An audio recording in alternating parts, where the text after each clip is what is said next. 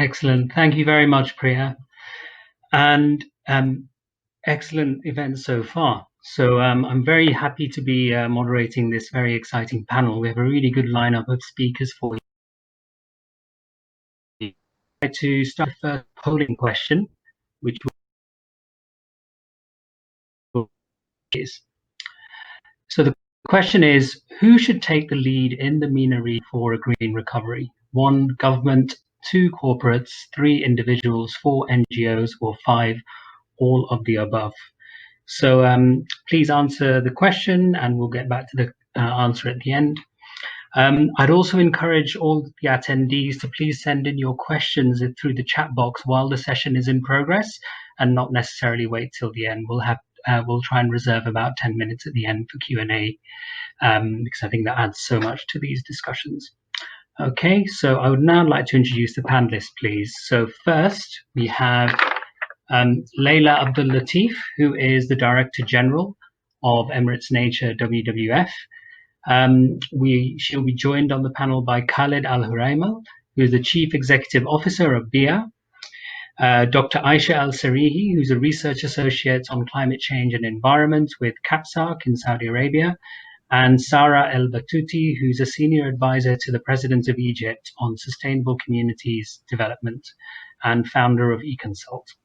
So we have a really good lineup here. So I'm going to start first with a general question for Laila, please. So Laila, you've been, you're from the UAE, you're born and brought up here. You're really passionate about conservation issues, and your leadership of WWF in the region has been exemplary in that sense. And from your experience, how do you think we can place nature at the center of the post-COVID economic recovery in the MENA region? Assalamu alaikum. Thank you, Tanzid, for your question. I'd like to first start off by congratulating Unilever for all of your efforts. It's been great to learn about all of the great initiatives that you've been implementing, and also to thank you for the invitation to participate today. And I'd also like to thank all of the fellow panelists and participants for joining today. It's a very interesting question, Tanzid, and I think one that all of us have a strong opinion on. Definitely, I believe that this year, the world essentially has witnessed how humanity's existence is really tied to nature.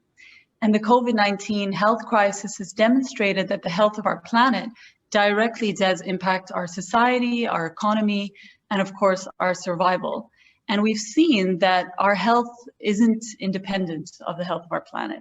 And although we can't always foresee and prevent future pandemics, what we can do essentially is to act to heal our relationship with nature. And I wholeheartedly believe and recommend that a One Health approach is the approach to follow essentially. Now, what does this really mean? So at the heart of these efforts must be the recognition that the nature agenda is also about people. It's about people's rights, it's about our well-being, it's about economic prosperity, essentially. And we must change the way we live. We must look at including how we perceive our economic growth and direct essentially COVID-19 economic stimulus packages towards initiatives which not only rescue the economy, but also address climate change, that address resource destruction and depletion and natural loss, nature loss essentially in parallel as well. As we've heard today from His Excellency, the Minister of Climate Change and Environment, the UAE government has spoken openly about the need for a green recovery and how the green economy is that high priority area for the post-COVID-19 future. Strategic investments as well are also focused on a green recovery, and therefore it is the time to collectively work together as government, private sector, the NGO sector, and of course, individuals. Thank you. Great, thank you, Laila. I'm glad you added a new sector in that list as well, with NGOs, absolutely crucial. So, Sarah, I'd like to bring you into give your perspective on this question.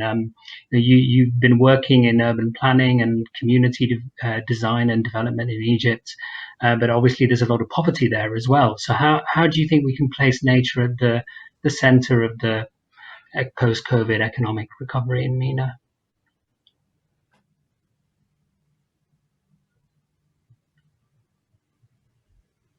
think you're muted, maybe, Sarah. We can't hear you. Hello? There you go. Yeah, clear now.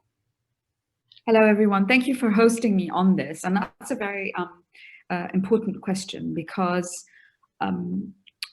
there has been more of a discussion about making nature-based solutions and also making accessibility to these solutions more affordable so that the outreach for them can be much larger than it is today.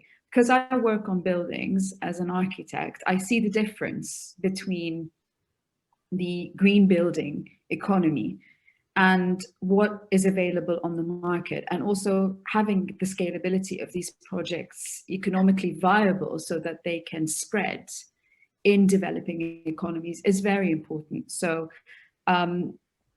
what we need to focus on for the future is that to also decentralize the process of solutions so that these solutions are not just recognized globally or by region. They're based on the challenges that every single geographic and demographic is facing.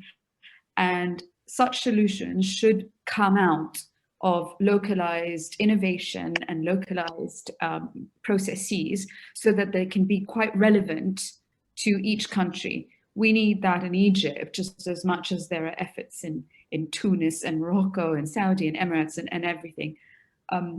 There's a whole analysis about urban planning cities based around the inhabitants of these cities and their futuristic needs rather than a global perspective, you know, borrowed or imposed. So that's my take on that. Okay, if I could ask you a follow-up question on that then, Sarah, you know, what's the one thing you'd recommend while outlining the benefits of such an approach? Well, the first thing would be is that we have to look at population growth and we have to look at forecasting climate mitigation and climate adaptation needs and how viable these forecasts are. So, for instance, the Paris Agreement was based on, you know, keeping it at 1.5, and this was the target.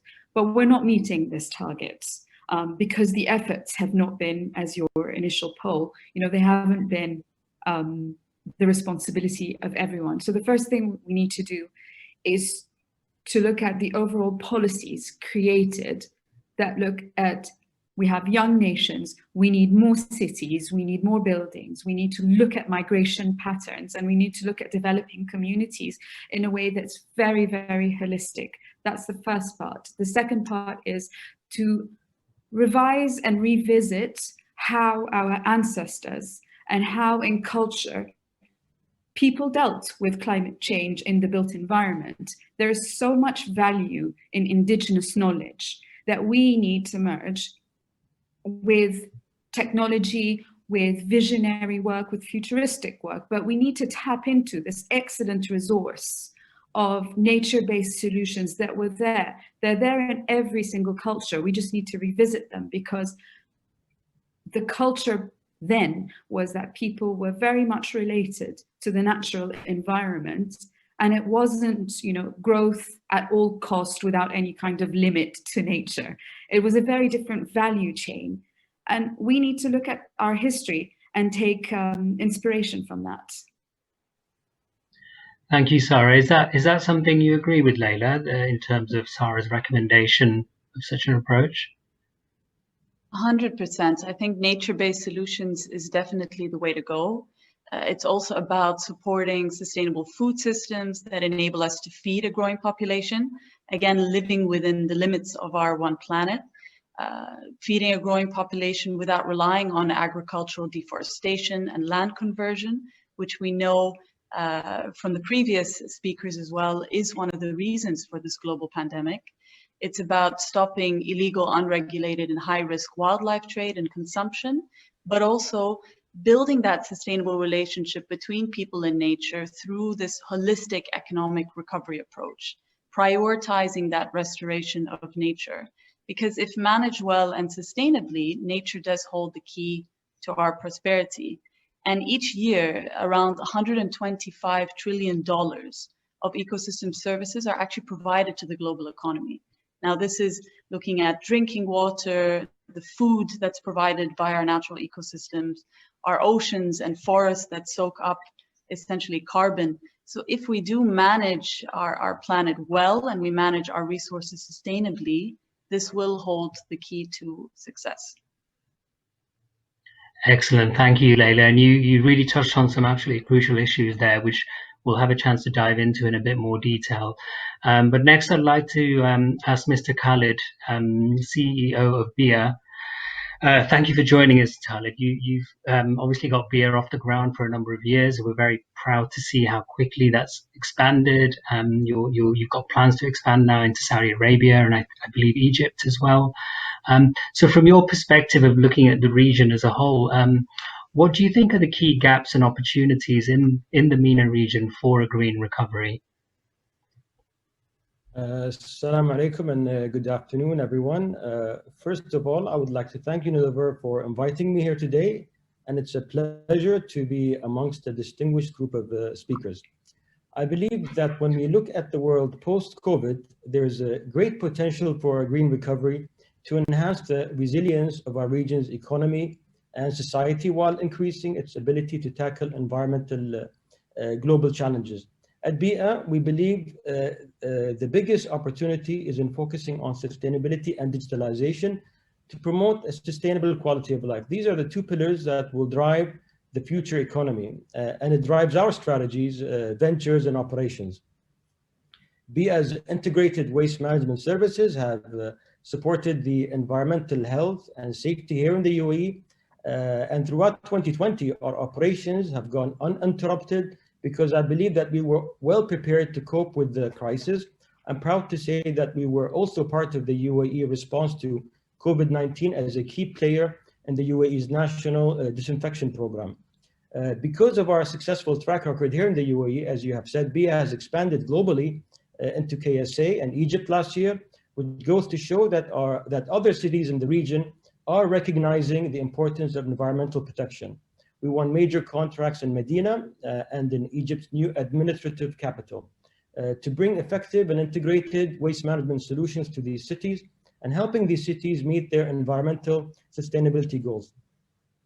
BIA also continued to leverage opportunities for a circular economy by maintaining on our key projects and launch new ones. For instance, we launched a new biomass facility and alternative raw material facility last July, which are critical infrastructure projects that help to achieve the UAE zero waste strategies. Also, our waste to energy facility is on track for completion in 2021 and will be the region's first waste to energy plant. This project not only reduces landfill dependency, but also diversifies the UAE alternative energy sources. We are also nearing completion of our new headquarters designed by Zahidid, which set new benchmarks for sustainability and smart buildings of the future. This building will be powered completely by renewable energy and will be the first fully AI integrated building in the region. Excellent. Thank you very much, Mr. Khalid. And I've driven past that building before and it looks absolutely beautiful. So I'm looking forward to it opening and visiting one day, inshallah. And Dr. Aisha, last but not least, you've been you're a real expert on climate change and environment. You were a coordinator for the T20 task force with KAPSARC last year, where we had the pleasure of working more closely together. If you were to look at the region, what do you see as the key gaps and opportunities for a green recovery here? Okay, thank you very much, Tanzid. Thank you very much for having me in this discussion. I really enjoyed the talks so far. I think so my expertise is in the climate and environment, and indeed I agree with all the speakers in terms that as we heal from COVID-19, we also should not forget about the precious environment where we live, and this is one of the reasons why we need to pursue a green recovery. And one thing that I want to point out to when it comes to pursuing the green recovery is to look at it as a multi-sectoral a process. And what does green recovery really mean? It means that we need to associate the recovery or the revival of the different economic sectors with measures that ensure the safeguarding of the environment and tackling climate change. And so how can we do that? And what are the opportunities in the MENA region? If I go back to your question. So because my expertise is in the energy sector, so in the energy sector, for example, if we dedicate investments in the renewable energy and the energy efficiency, for example, that would help in the job creation along the value chain, and it would enhance the energy security and improve the air quality in the region. And so this gives us an idea that there are social, economic, environmental benefits that we could miss if we don't pursue a green recovery. And you know, the MENA region has many opportunities when it comes to investing in the clean energy or the renewable energy specifically, because you know, the MENA region is one of the best regions in the world in terms of its richness in the renewable energy resources. And it also, like, especially in the UAE, you know, the Qatar and Saudi Arabia, we have seen how the cost of renewable have hit a record low globally. And then also, when it comes to the MENA region, also climate change. So most of the economic sectors in the MENA region are vulnerable and have been already impacted by the climate change. Examples of these sectors is the agriculture, fishery, and even the tourism, the infrastructure, and the oil sectors. These are vulnerable to the climate change. Therefore, as we recover from the COVID-19, it is really important to address the climate change for all of these sectors, because otherwise we could have been faced with more costs in the future if we don't address the climate change sooner than later. So these are the opportunity I wanted to highlight on so far, but if there are any questions, I would be happy to take them.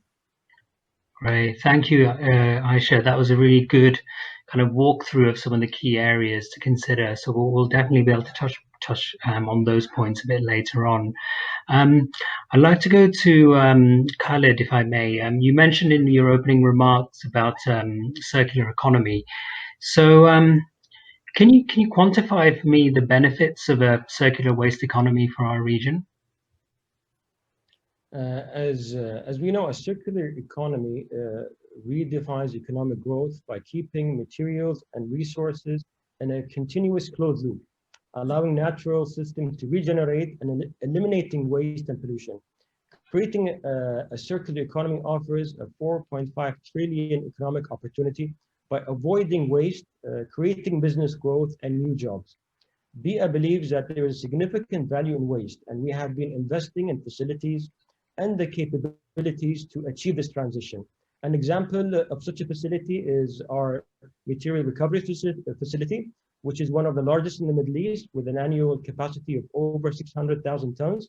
It is one of the top plants for recovery of recyclables in the region. We also have a construction and demolition waste recycling facility, which has a recovery rate of over 95% and produces recyclable products such as curbstones, interlock, and concrete aggregates. Another example, we partnered with Sharjah Cement Factory to supply alternative fuel from BIA's solid recovered fuel plant. This has resulted in 73,000 tons of waste being diverted from Sharjah's landfills and reused for industrial purposes. By having a holistic waste management strategy and advanced recycling capabilities, we have tripled Sharjah's waste diversion rate, which now stands at 76%. Once our Sharjah waste-to-energy facility is operational by the end of this year, the Emirate would become the Middle East's first zero-waste city. We look forward to replicating these successes and exporting our unique solutions to other cities in the Middle East and beyond. Excellent. Thank you, Mr. Khalid. You mentioned as well before you've got a waste to energy plant. Isn't waste to energy in conflict with the circular economy? The waste to energy plant facility actually complements our efforts to move towards a circular economy. BIA has invested in several robust recycling facilities to maximize the lifespan and recovery of natural resources. So we are actually only processing non-recyclable municipal solid waste at the Sharjah waste to energy facility, which would otherwise be sent to landfill. It is important also to add that BIA is also exploring ways to recycle the residual ashes from the waste to energy process, and we are looking to recycle these ashes into durable, affordable construction material. Okay, thank you for clarifying that. It's really good to know. And then if I was to ask you, what are the 3 immediate actions that you think need to be taken to transition towards a circular economy? One immediate action is to harness the power of technology. At BIA, we believe that investing in applying industry-leading digital technologies will support circular strategy and sustainable development. We've done that in a lot of our processes, from how we track our vehicles to how we track waste. So we invest a lot in technology. Next, I recommend that business leaders seek out partnerships in support of circular economy goals. BIA is a company actually that operates under a public-private partnership model, and we recognize that solving the region's waste challenges will require collaborative efforts. My advice is to consider partnerships with other entities that share similar values and goals to engage in co-creation and unlock value-added solutions. An example would be the Unilever and BIA MOU, which we signed in 2020, to explore collaboration and end-to-end integrated plastic recycling management system. This combines BIA's expertise and Unilever's sustainability commitments to reduce its plastic waste and create a circular economy for plastics. Another example is our partnership with Mostafa for developing waste to energy projects across the region. And finally, we need to focus our efforts on raising community awareness and how to participate in circular behaviors. Sustainability is a collective responsibility and requires active participation from everyone to transition towards circular models. When individuals are more aware of what circular economy entails and the impact to their lives, they will start to consider the environmental impact of their decisions. Great, thank you. Very clear answers there, Mr. Khalid. And kind of building on this theme of business opportunities in a circular economy, Sarah, I'd like to bring you in on this. You've got an interesting perspective to share, I believe, on this. How do you start a business to contribute to a circular economy?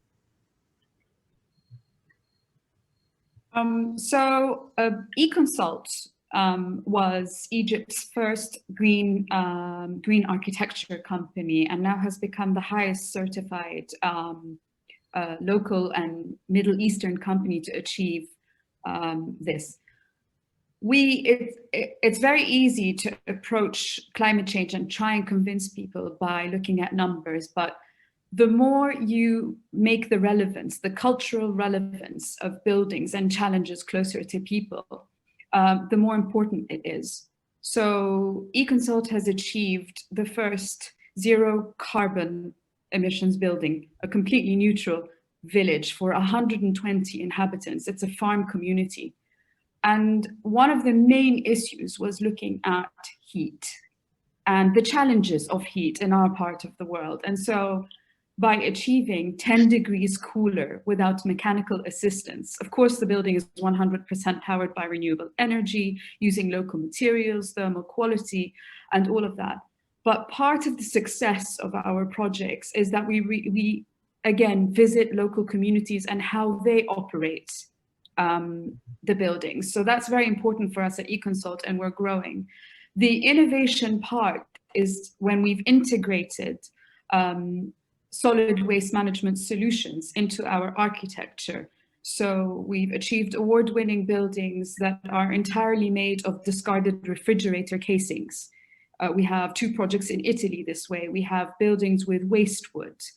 We have buildings that reuse old aggregate concrete and stuff like that. So in our sector, in the housing sector and the value chain, there needs to be a lot more encouragement of integrated solution to create spaces that both contribute to the built environment, contribute to cooling, which is an incredibly important aspect and challenge in our region, and secondly of all, to look good, because it's and to represent the cultural needs of the built environment. As a natural progression of our work, and we've been in the market for 10 years doing these buildings, we were continuously looking at the opportunities of expanding and creating another business that would cater for the interiors of the building. And so EConsult set a new company called Nuboon, and Nuboon means honest wood, basically, that takes scrap waste wood that would either be completely discarded. And in Egypt, we have a very, very, very large furniture production sector that is very sophisticated, and we import a lot of the wood that we use in our furniture market. But however, there is a system of waste management that overlooks some of the scrap waste, which are these very small pieces. And what we've done over the past 2 years is that we've revived the craftsmanship, the handmade craftsmanship, which is, beginning to lose its relevance in the workplace. And we've opened up a workshop, and this workshop takes scrap waste, upcycles it into high-end luxury furniture without using heat, which is very important in the process because we want it to be the first cradle-to-cradle certified product in the region. And successfully, we have taken the scrap waste from workshops in Egypt that are handmade, and we've exported successfully to Paris, to design boutiques in London, etc. So, and this is a natural progression because we also use some of these products into our buildings so that it's a continuous cycle. And I hope that there's a huge potential for the market to grow in the housing and building sector to integrate this. This year at the UN General Assembly, we were recognized as a model of circular economy and niche business for doing this. But obviously, the partnerships are very important, which is, as Dr. Khalid was saying, creating partnerships, opening up ideas, value chains, and creating jobs. This is where we need to have the focus. Great. Thank you, Sarah. And actually picking up on the jobs theme, I'd like to bring Laila into the next part of this conversation because you rightly explained about these opportunities there around new job creation. Laila, you know, WWF in the UAE, you've been working closely with youth engagement through your Connect with Nature program. What can be done? Are they asking for employment prospects of a green recovery? What do you think can be done to support that? Thanks, Tanzid. And it was very inspiring actually to hear about the great work Sarah's been doing. Yes, we do work quite a lot with youth at Emirates Nature-WWF. And the main purpose is to understand how the youth would like to reimagine their future post-COVID-19. So what are the sorts of initiatives they'd like to be involved in? How can the government and the corporate sector support them with their interests, whether it's creating new job opportunities or even upskilling the youth in order to get them ready for that green job market, essentially. So what we had done over the course of the last few months, specifically during COVID, since we were all stuck within a virtual environment, essentially, is we ran a series of youth circles to really understand, again, how do they reimagine their future post-COVID-19? And we'd actually spoken to over 1,600 youth. So the youth circles were in discussion with key ministers of various sectors in the UAE, including His Excellency, the Minister of Economy and the Minister of Environment and Climate Change, as well as the Minister of Food Security, to really then look at identifying what are those key conservation solutions that the youth are recommending and how could they potentially adapt their own strategies to support this transition. And what was very interesting, a very interesting initiative that, statistic that came out of these youth circles was that only 2 out of 10 youth actually want life to go back to normal post-COVID-19. Because what the pandemic has demonstrated is how connected their health is to the health of the planet, which at the same time has amplified that concern for their well-being. And what was also very clear is that there is this passion, there's this drive and interest for youth to be those leaders of tomorrow, to be those leaders who are really driving that sustainable change and supporting the green economy, moving towards the green job market. Now, an opportunity, going back to your question, to rapidly encourage green jobs is to link these stimulus packages and public investments to positive action for climate and nature in line with sustainable development goals, and really incentivizing the support for climate smart, nature-based solutions, a circular economy, as Sarah and Dr. Khalid had mentioned, and sustainable livelihoods. But what's also really critical and vital is that we invest in upskilling the next generation so that they can excel in these green industries. Because again, it's not only a matter of creating that framework and creating the opportunities, we have to make sure to upskill our community along the way and really engage them and interest them in this new field of work. Now, the UAE's new economic strategy framework, as His Excellency Abdullah had mentioned earlier in the previous sessions, really focuses on these long-term stimulus packages, and it's focused on renewable energy, on electric cars, on the circular economy. But what we also realize is that various green sectors, including renewable energy and notably solar PV, can sometimes employ more people per unit of investment in energy than fossil fuel generation. And the International Renewable Energy Agency, IRENA, actually estimates that renewable energy could employ more than 40 million people by 2050. So it's a matter of really, again, upskilling our community, raising awareness about these key opportunities, and supporting the government and the corporate sector in setting up the framework, because the interest and passion is definitely there from what we've seen throughout our youth sessions. That's very encouraging to hear, Laila. I'm so happy to hear that. And you've actually answered the other question. You know, are we seeing a change in attitudes to the environment? And it seems like we are. So in youth, and I'm sure in the next panel we'll hear more deeply about this topic. Dr. Aisha, I'd like to bring you in here. You know, you gave us a very interesting kind of overall picture for the region of some of the challenges around climate change and possibly opportunities. If you were to recommend one main policy that can help drive a green recovery in this region to prioritize climate change, what would that be? Right. So I don't think there's one main policy. There's no silver bullet to make climate change or climate action and the environment as priority in the economic recovery packages. But what I believe on that, with the right political will, and as I mentioned before, climate change and the environmental issues are cross-sectoral issues, and therefore the addressing the environment and climate change issues should be also cross-sectoral. And here I reiterate what colleagues has already mentioned, that we need a collective action when we pursue the green recovery. We need collaboration between the government, the private sector, the NGOs, and the different stakeholders. We also need to engage with the citizens in the process. So the collective action is one of the things that we can focus on. The other thing is the raising the awareness, because I think although like we have seen the ambitions to pursue the green recovery in other parts of the world, I think there is the perception that views the climate action as a costly option.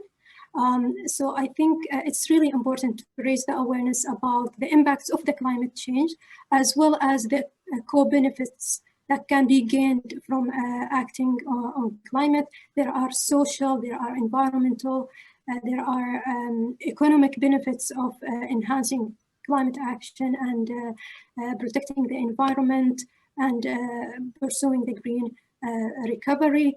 And also, I think I'm joining the voice of Sarah here when she mentioned that we need to focus on innovation and on research and not just borrow the policies from abroad. I think, yes, we need to do more research, which is really specific for the MENA region, looking at the impacts of the climate change, but also looking at the specific co-benefits that can be gained from pursuing the green recovery. And there is not really a lot of research that have been done in the MENA region specifically. Great, thank you, Aisha. That's very useful to know. And now we're kind of running out of time, but I've got a lot of questions from the audience. So the first one is a question for everyone, but I'd like to direct it first to Laila, if I may. Given the current generation's work on sustainability has to be continued by Generation Z and the younger generations, what role do you think can be played by organizations like Unilever in guiding younger people to understand and implement sustainability in personal and professional choices that they make? Thank you, Tanzid, for the question. I think organizations like Unilever have a great role to play with regards to actually, again, creating that awareness on the importance for sustainable products. It's about boosting that cross-sectoral collaboration as well with other entities, and also getting the youth involved in really providing their innovative solutions to support corporate sectors continue along their route of a sustainable future strategy, essentially. And organizations like Unilever can also, again, help to support that transition towards creating a more conducive policy and regulatory environment by working closely with government entities and bringing together that youth voice there, improving the knowledge base, and really encouraging that movement in the long run. Excellent. Does anyone else have a point on that point of view? Okay, all right, that's fine. Next question I have is for Sarah. Cradle to cradle is one of the great sustainability approaches and strategies. Based on your experience, have you seen this approach implemented to address energy issues? That's a great question because cradle to cradle, the process itself requires a deep understanding, not just of markets, but also a deep understanding of where things come from and where things go. Now, in our part of the region, which would be kind of a generic statement, we need more knowledge and data about where our sources come from and our resources.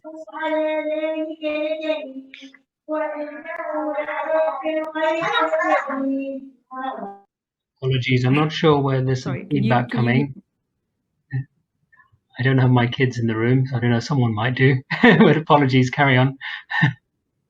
Yes, it's not mine for a change.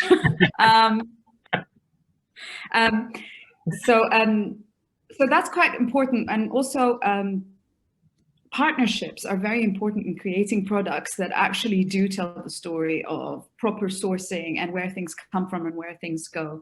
And this is another thing that would be very important to look at. When it comes to energy and the supply of energy and the provision of energy, there is so much opportunity in the Middle East that we need to look at. And we need to rely on innovative solutions. And we also, like companies like Unilever, can create these partnerships of these knowledge hubs. Now, in traditional thinking, knowledge hubs are MSMEs, research labs, advocacy, people who work in that. But what I am always trying to say is there is a lot of information in our indigenous nomadic culture that we really need to put forward, and how things were made and how things were preserved, and the relationship between us as humans and the natural environment around us. And this is now the discussion all over the world. You know, how do we heal and how do we come back from a post-COVID era without actually repairing our relationship with nature? And that is the same principles that Cradle to Cradle is invested in. You know, so I think if that answers that, it's just a different paradigm, a shift in thinking about how we deal with our nature-based solutions and how we look at every product and analyzing it. And I think that was touched on at the beginning of this session about, you know, our consumer behavior. Excellent, thank you. Mr. Khalid, I've got a question here for you. How can governments help in collection and compensation models for plastic waste to help achieve our plastic ambition?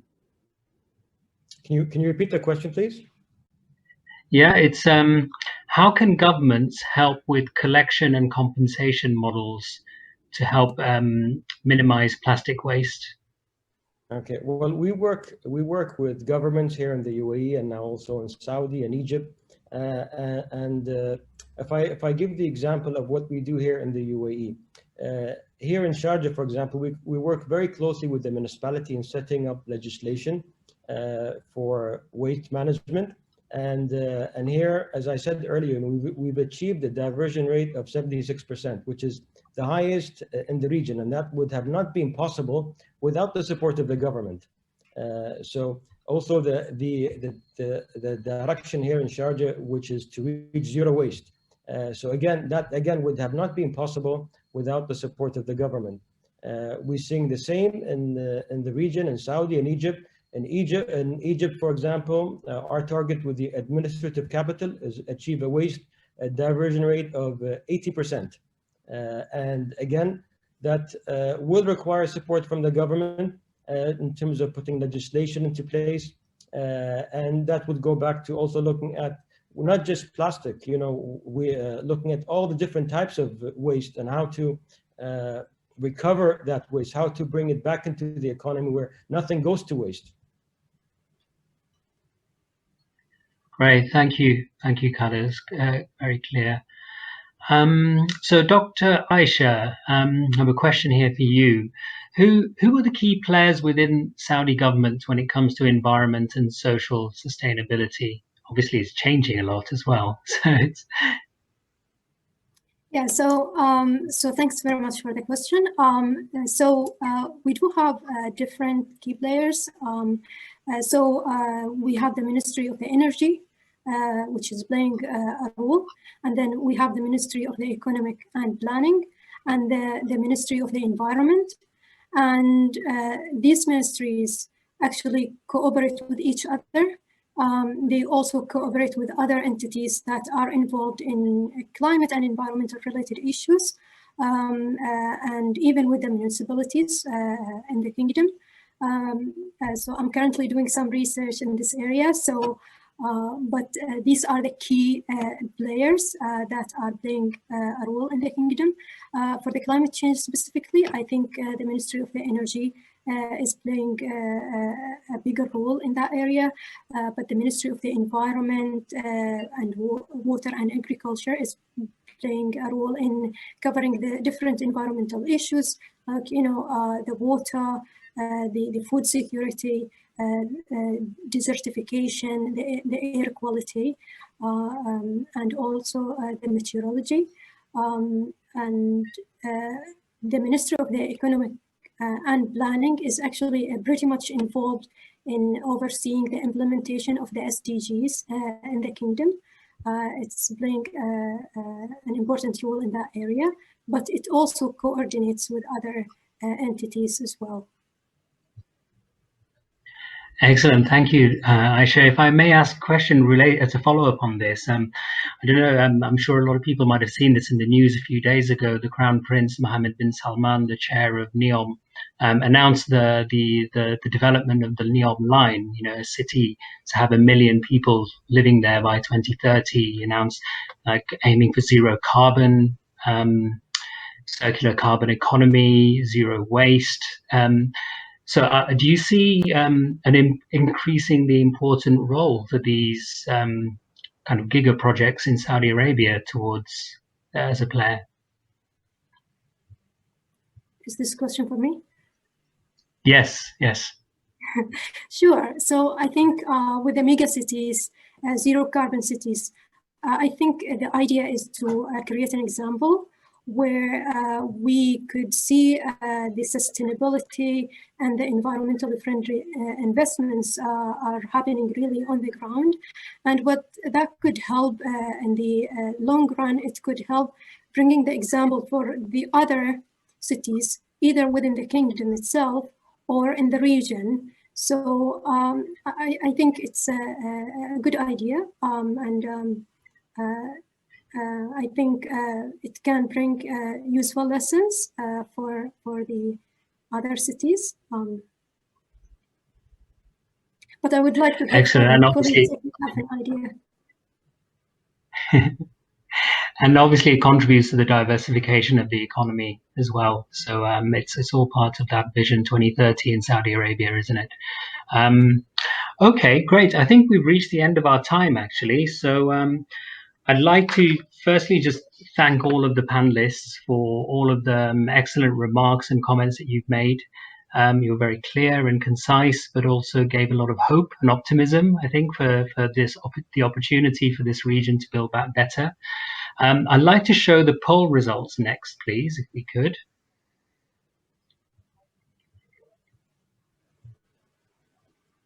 Results, please. I can't see.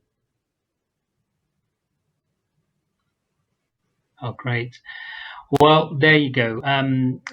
So who should take the lead in the MENA region for a green recovery? All of the above is a unanimous win, whereas you have government at 10%, corporates and individuals at 3%. I would like to kind of add something on this, a caveat. When you say everyone should take the lead, usually no one does. So I would say it's more a message around the importance of partnership is absolutely crucial, and that's what came through from this panel today. The importance of government leadership in this region is crucial, and as we're seeing in the post-COVID economic stimulus package announcements, it's all coming from government announcements to stimulate their economy, but to help actually support the private sector in building back better and greening their development plans as well. So that partnership between the government and the private sector is crucial, and obviously non-profit organizations have a really important role to play, as they're an important touch point with communities and individuals to try and inspire to change what they're doing.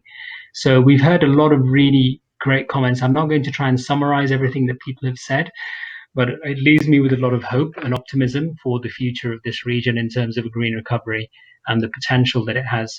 So thank you again to the panelists, Laila, Aisha, Khalid, and Sarah. Very much appreciated for all of your efforts.